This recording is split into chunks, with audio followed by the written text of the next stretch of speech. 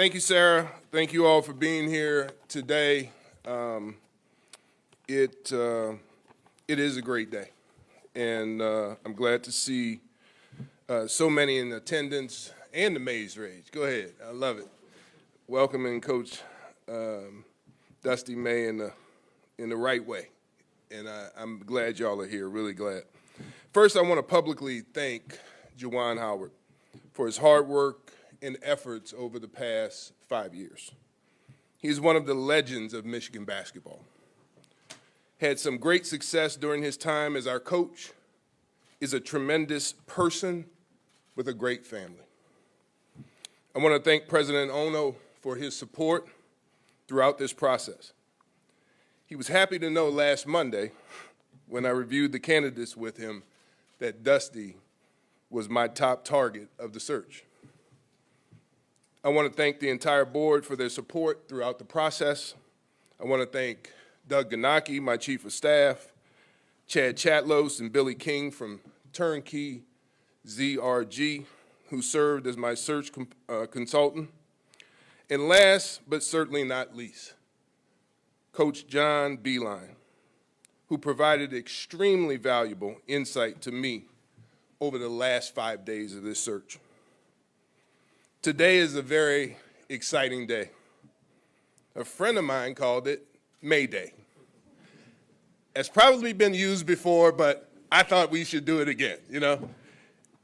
Today, I'm thrilled to be able to announce and celebrate the hiring of Dusty May as our 18th men's basketball head coach. For nearly 2 decades, Dusty has built a reputation of being a proven winner. This was fully displayed last year in 2023 in their run to the Final Four. Dusty embodies all the things we look for in leaders of all of our sports programs.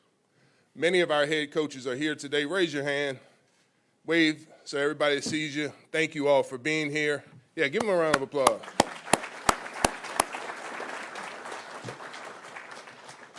He has high integrity, outstanding character and drive, coupled with an unparalleled understanding of the game and a strong value in connecting with and supporting his student athletes on and off the court. The way he has led his team speaks volumes about him as a coach. I am thrilled to have a coach who has demonstrated not only the capacity to develop talent and build successful programs, but have the understanding of the importance of the university community and the changing recruiting landscape. He has already started to learn and embrace the traditions of this great university. I believe Dusty will be a tremendous asset in our basketball program and our university for many years to come. We are thrilled that Dusty's wife, Anna, as well as their 3 boys, Jack, Charlie, and Eli, are here with him today and joining us in Ann Arbor. I think it was Eli who was born in St. Joe's when Dusty was an assistant coach at Eastern Michigan. So he's coming home. This is where he was born. Please join us in welcoming the David and Meredith Kaplan men's basketball head coach, Dusty May.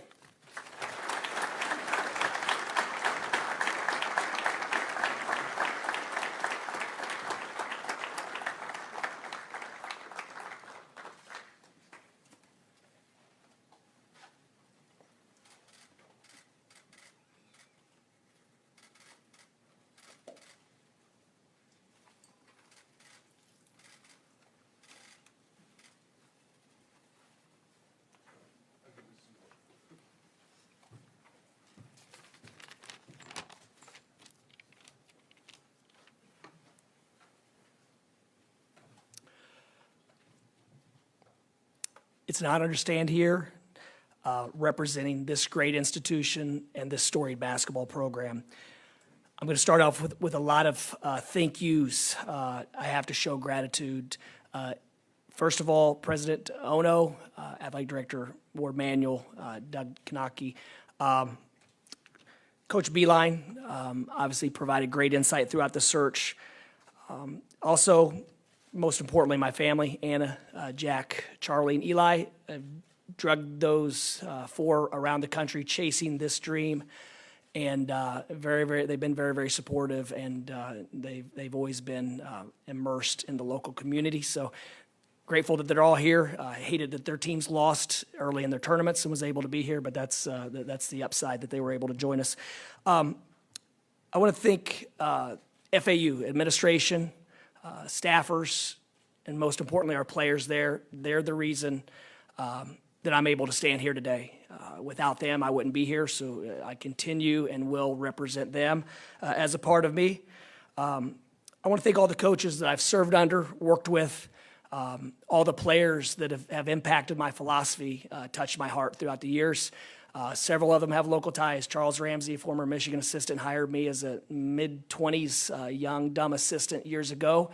And we were able to live in this community for a year and had our youngest son, Eli, who, despite moves through Alabama, while his brothers were cheering for Auburn and Alabama, he stayed loyal to the blue. And so one side note also, I'd never met Warde. When I lived at Eastern, I knew his name because he was associate AD here at Michigan. But I had a real estate agent that sold us our house in Ypsilanti by the name of Manuel. So because of that, I was able to follow Warde's career because I knew his name, and that's how you do it in coaching. You follow as people bounce around the country. I want to thank the former Michigan players, coaches, and staffers. You guys built this place. I'm here to serve you and represent you as well as I can, but this is your program. I'm just a steward, and I'm blessed to do that. I will represent this program with class and dignity, and something that is we're never going to waver from. Michigan is a special place because everyone's pulling in the same direction. Our goal across the board, and thank you head coaches, assistant coaches, athletes for being here today. We have a goal to develop young people and compete for championships, and that goal will never change. But this is one place that everywhere you go, and I didn't know it until I lived in this state down the street, the pride, respect, and admiration for that block M, for the brand of Michigan. I've never been at another university that had as much pride as every alum, student, whoever I come across has in this place. So that's very, very unique. As far as style of play, our goal is to be enjoyable to watch. We want to win championships, but we also want to put fans in the seats and be easy on the eyes. When you watch us play, you should see teamwork. You should see efficiency on both sides of the basketball. But our identity will be teamwork, passion, and togetherness. The details will work themselves out. We'll figure that out later, but watching Michigan basketball will be enjoyable. My wife and I, Anna, we're about to be empty nesters, and typically empty nesters move south. We've decided to go with the reverse commute, and we're trading in the Atlantic Ocean salt water of Boca Raton, Florida, for the fresh lake water of Michigan. We're extremely excited to be here. We can't wait to see all of you next season, especially the Maze Rage. Thank you for being here. Game one in the house that Kazi built. We can't wait, and ready to get going. Go Blue.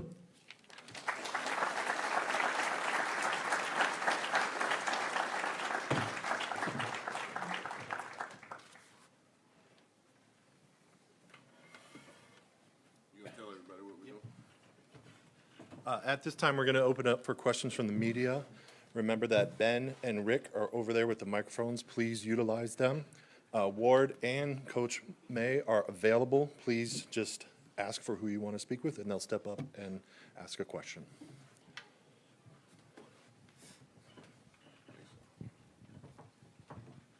Great job. For Coach May, Coach over here. One of your colleagues told us that you introduced him to John Beeline in the 2005-2006 season when you were watching West Virginia and watching his teams and some of the stuff he did. Can you talk about what you learned from him and maybe some others along the way when it comes to your coaching strategy? Well, I've tried to take something from just about everyone that I've worked for, worked with, assistant coaches. You're in the trenches with them, so you pick up things. But I studied Coach Beilein's teams at West Virginia extensively when his son played for him, and Gansey and all those guys, and then actually worked with Darius Nichols, who's a member of one of Coach Beilein's better teams. And I told Coach Beilein the other day, and he didn't remember this because he does it all the time, but my first week on the job at Florida Atlantic as a young head coach, he walked the baseline in Indianapolis, I remember like it was yesterday, and he sat down next to me and he said, "You don't know me." And I said, "Well, actually I do. You're a Hall of Fame coach, and hopefully an employed coach in a couple years." But he sat down and told me the impact that we have as coaches in college and how important it is to never waver from the integrity of the game, from the responsibilities we have as head coaches. So I've taken a number of things from Coach Beilein. Obviously, I watched his teams here. Several of the players have reached out, and I'm excited to develop those relationships and continue building on what all these coaches have done here. For Dusty, Andrew Kahn, Ann Arbor News, MLive.com. Nice to meet you. As far as roster building, in the short term, what is your plan for next season, given all the openings? And then long term, is it going to be portal, high school recruits, or combination? By preference, I enjoy younger players and having continuity, building, growing together, and therefore the lifelong relationships that I feel like I have with almost every player I've ever coached. It's modern athletics, though. The portal will be a valuable asset every year. We'll use it. Our goal has always been find the best players we can find and help them be the best they can be. So I don't have an answer. We're going to find the best players from Michigan, whether it's international, whether it's high school, prep school, junior college, portal. We'll be on the hunt for the best players that fit us and want to be a part of this storied program. Dusty, over here, Tom Crawford. We had Jay Billis on our radio show a couple years ago, and it stood out in my mind. He said, if you want to hire somebody in any profession, hire the student manager of a college basketball team. And I'm just curious on what that experience was for you at Indiana and working with Coach Knight. Well, I played Division II basketball and ran cross country and decided that wasn't the best avenue for me to be a coach. And I simply wanted to be a high school coach because of the impact my high school coach, Mark Barnheiser, had on me and how we looked at our coaches and wanted to be like our coaches. And I'm sitting in the video room one day at Indiana, and back at that time, you were cutting tape with an edit pad. And one of the assistant coaches asked me what I wanted to do, and I said, I want to coach. And he said, college or high school? And I said, I had no idea college was even an option. With my background, he told me what the managers before me were doing, and a light bulb went off. I started coaching grassroots basketball in the summer. I started traveling the country, working basketball camps, and dove into chasing the dream of being a part of a college basketball program. But you do everything, and times were different then as well. There weren't walk-ons at Indiana. There weren't video coordinators. There weren't administrative assistants. There was a hierarchy amongst managers. So back then, as an 18 or 19-year-old, you were a manager. But after that, you were doing the work of an administrator now. And so, for example, my first job, the interview sounded like this. Well, the job is yours because if you can work for Coach Knight, you can work for anyone. And unless you're the village idiot, then you'll be hired in a couple days. So working for Coach Knight, that experience, what you learn, the values, the preparation, the work ethic, all those things ignited and started my career. Coach May, this is Kellen with Maize and Brew. Thanks for being here. I was just wondering, with the ever-changing world of recruiting, what your thoughts were on NIL and how you believe it will help you in your time here at Michigan. We obviously have one of the best alumni bases in the world, and it's a university that really supports athletics. And probably over the last year, our roles and responsibilities as coaches change and evolve. I probably spent about 25 to 30% of my time on NIL and recruiting donors, giving access to our program, doing anything we could to provide opportunities for our players. And it is what it is. I've learned to enjoy it, and it's not going away. And I'd love for our players to be taken care of as much as possible and rewarded for the work that they put in. Just wondering how you're going to define success on the floor. You talked about developing young people and competing for championships, but will it be Big Ten regular season championships, deep tournament runs? How will you define that? The late great Coach Knight used to say regularly, if you're competing for Big Ten championships, then you're competing for a national championship. And our goal is to hang Big Ten championship banners, and therefore we will be competing for national championships. Jake Sanger with Maize and Brew. For Coach May, in a previous interview, you discussed that in your first season at FAU, you had a 40-hour period to recruit players for your team. How do you think that experience really helped you coming into Michigan in this current age of the transfer portal and recruiting players in a short period of time, and how do you plan on attacking that for the future? Recruiting now in the portal is more like speed dating than the traditional recruiting. And I think it's very, very valuable to have a network of people that you trust and they trust you. And hopefully between former players and former coaches, our program's going to have thousands of agents working for us. When I say agents, people that are going to say great things about us and want players to play for us. So we're going to cast a big net. We'll narrow it down. We'll be very, very patient because we're not going to take the wrong guys because we have several spots. But we're going to be very thorough, but understand that we need to be right. We need to do our research in advance and make sure we make very calculated decisions because there's a lot of options, and they're not all great options. Hey, Dusty, this is John over here to your left. John Neal, Detroit News. I'm curious, what did you hear when you sat down with Warde and John Beilein from John that maybe helped reassure you that this was the right move? And I guess going forward, do you see a role for him, administrative or otherwise, with your program?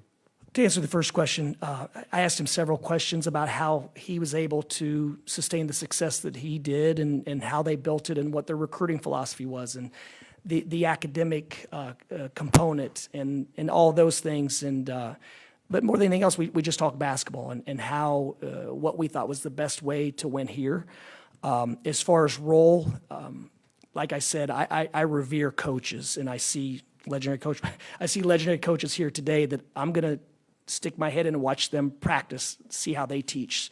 And so I revere coaches, and you have legendary coaches that have represented this institution and hung banners. Absolutely, whatever role he wants, then I'm going to embrace it because I'm going to learn from him and use that information. Dusty, awesome meeting with the Athletic. Can you walk through that 12-hour period after your season ends and walking off the floor? What happened to get you now to this point? Walking off the floor, wow, a range of emotions. It had been such a challenging season, and I don't say that in a negative way.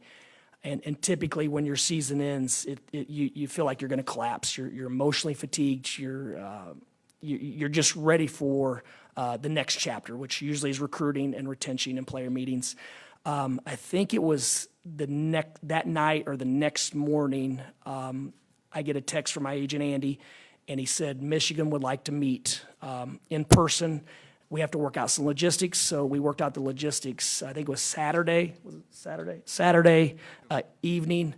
We got back at 1 or 2 a.m. Friday night. Saturday evening, drove to Fort Lauderdale and met with Warde, Doug, Chad at Turnkey, Andy, myself, and had a great conversation. And I probably showed my hand too early because this was a place that I wanted to be.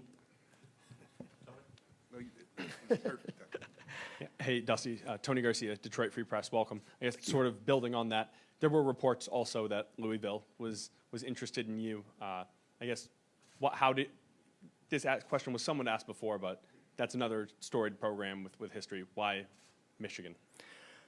Louisville is an unbelievable basketball school, but this was the right fit for me, my family, and it just felt right. And I'm a big feel guy. I'm a big fit guy. And from day one, this was one that I just thought would match me and allow me and those around me to have the highest level of success doing it the way that we enjoy doing it.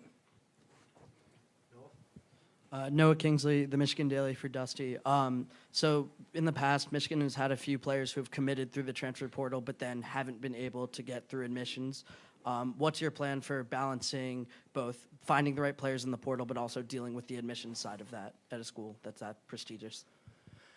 Well, I was assistant coach at the University of Florida, and it was very similar. There's an academic mission of a university that's never going to change, and our job as coaches is to find student athletes that match and value that mission as well. And sometimes it's more, it's just like the Louisville thing. Social media takes off, and it becomes a narrative, and then it's impossible to respond to or even counter. So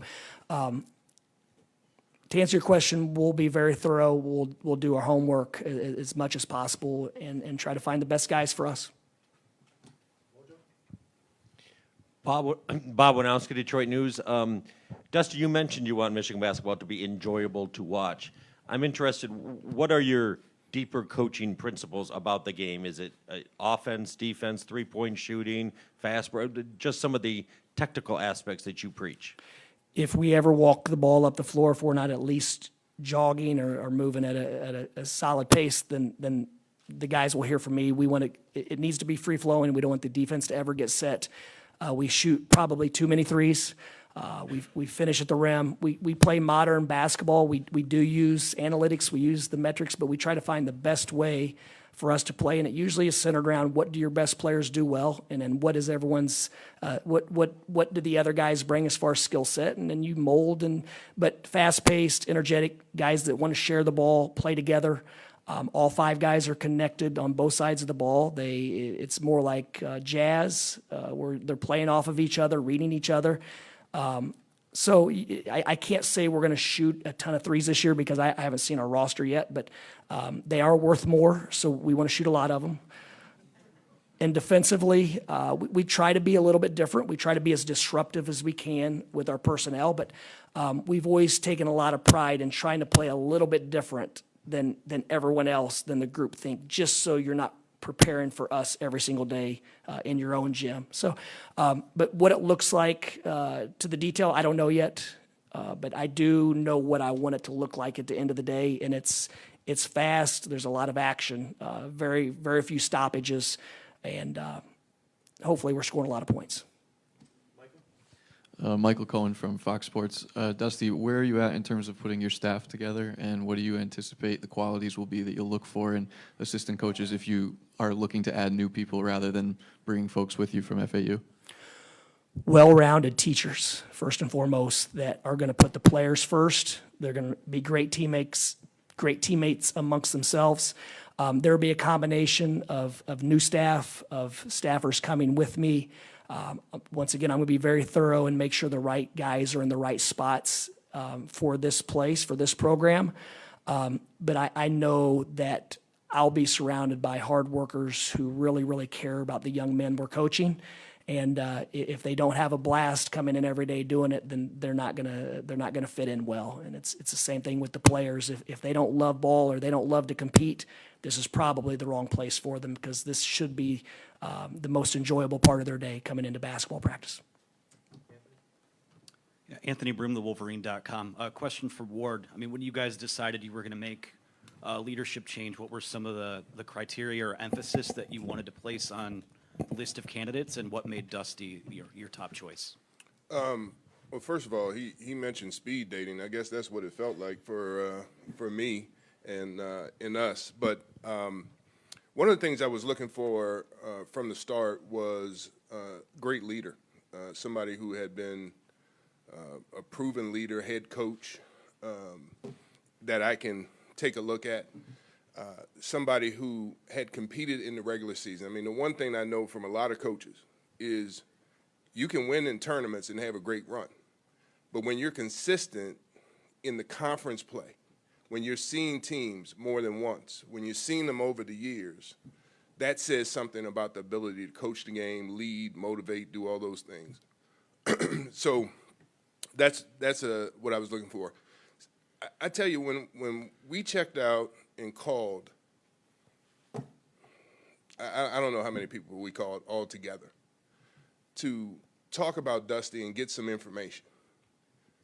Normally, in every search I've ever conducted, you hear something negative, some issue arose, and somebody didn't think he handled it right, or they didn't think they handled this student athlete right, or this team right. Nothing. Everything was positive. And so as you hear that, and we started this process Friday afternoon of looking at and talking about candidates, reaching out, talking to people about who's out there, who do you suggest, who do you think should lead the program.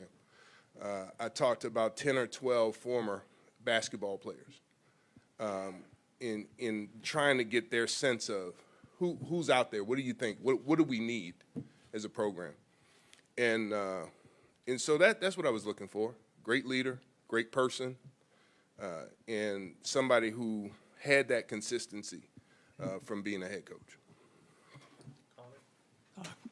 Excuse me, Connor Yergood from UofMHoops.com. Question for Dusty. The first thing you did in Ann Arbor, what was it when you landed? Back here, sorry. I think we came here, well, we were going to go to the hotel, and I said, you know what, we don't have a lot of time. Let's go ahead and go check out the facilities and tour campus. It's been a while since I was here. And as, we walked in, and we took about 8 detours so I could see the practice facility, the weight room, the football stadium. So the first thing we did was come here and really get a tour of the place and meet all the people that were here. Ross Martin, 24/7 Sports. Dusty, with NIL, kind of following up on the previous question, did you have conversations with Warde or administration about NIL and what you need? Was that a kind of conversation and questions you had before you decided to accept the position? Absolutely, and it was more of just where we are, where do we think we can get to, and I volunteered the information that I look at myself as a partner in that, and I'm eager to help and do whatever we can, but absolutely, they came up several times, and they're ongoing, and yeah, we like the direction we're going in. Sean Windsor, Detroit Free Press. Dusty, there's an anecdote from a story that was written about you in the last couple of years where you're in practice and you're trying to teach a double team, and the double team's not coming from the right place or at the right time, something like that, and instead of getting really, really frustrated at the moment, you kind of bite your tongue and say, I'm actually glad you made this mistake because you're not going to make it in the game. I'm curious where that comes from, how has that evolved over the years, and just your sort of philosophy of teaching and connecting with players. Oh, wow.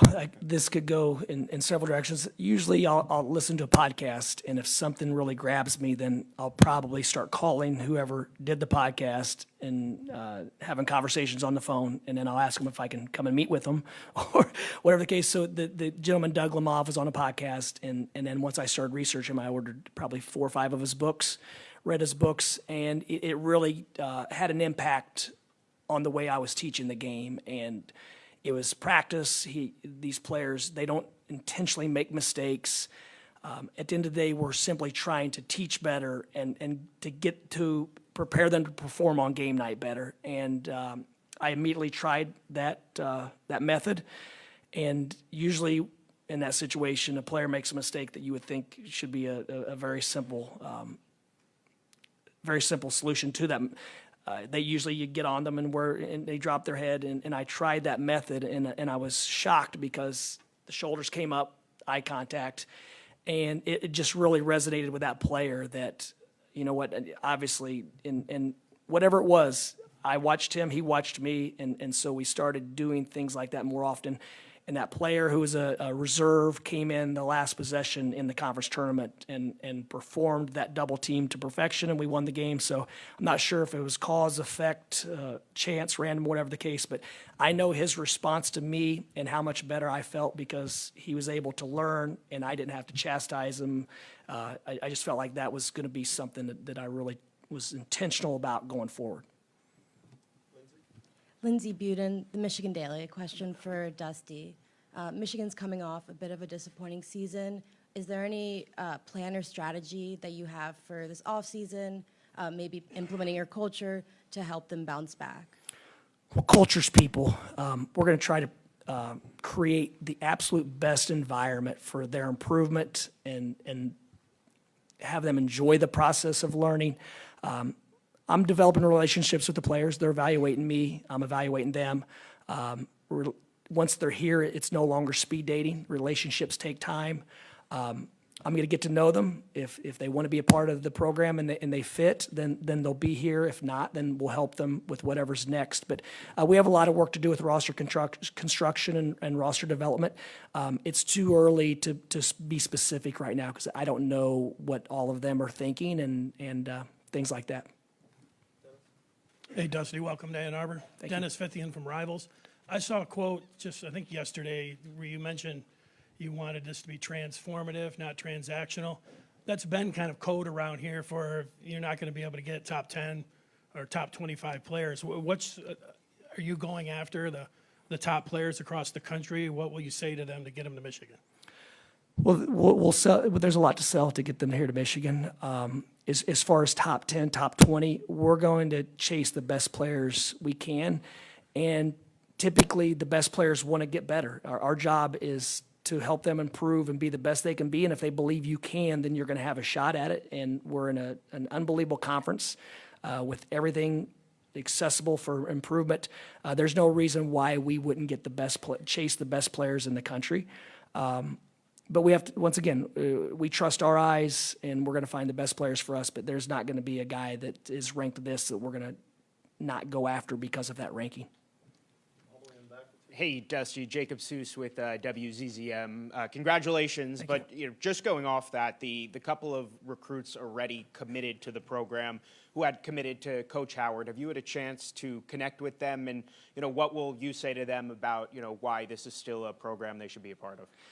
Well, I need to find time to evaluate them more and go see them and visit.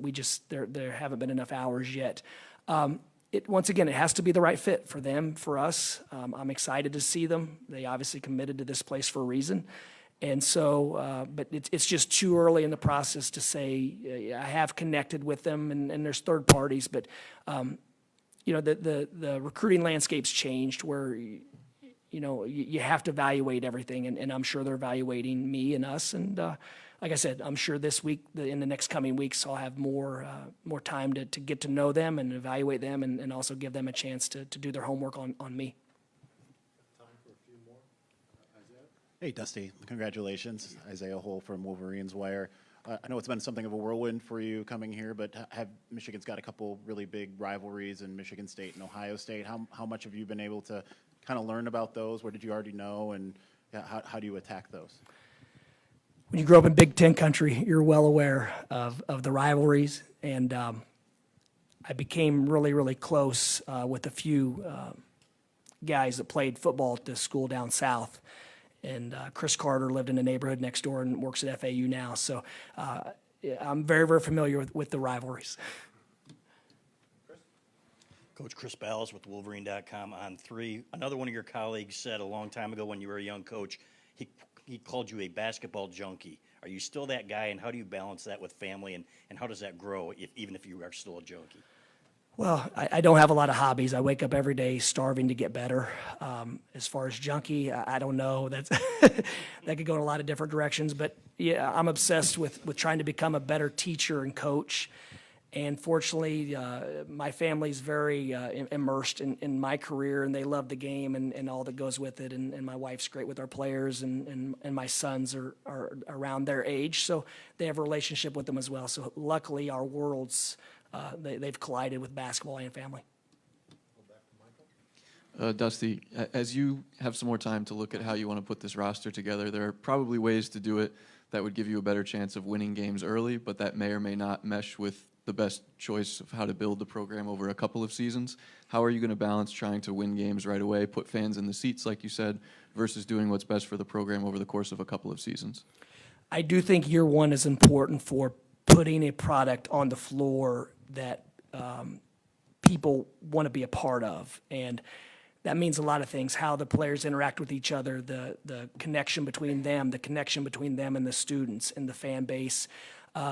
We definitely have to, I don't want to say have to, you don't have to do it. I do feel that we need to put a good team on the court from day one, in year one. and then continue to build. Therefore, we'll sign some high school players, we'll sign some portal players, but also having some continuity where it's not a roster overhaul every year. But once again, it's too early, but there won't be a point when we just throw in the towel and say we're not going to be competitive this year because it's year one. We want to win, and we want to be able to sell that going forward, what we were able to do in year one. Dusty, there are some very talented players on your Florida Atlantic roster. Have you had any conversations with them about maybe following you here? We met as a group, and then several of them met individually when I left.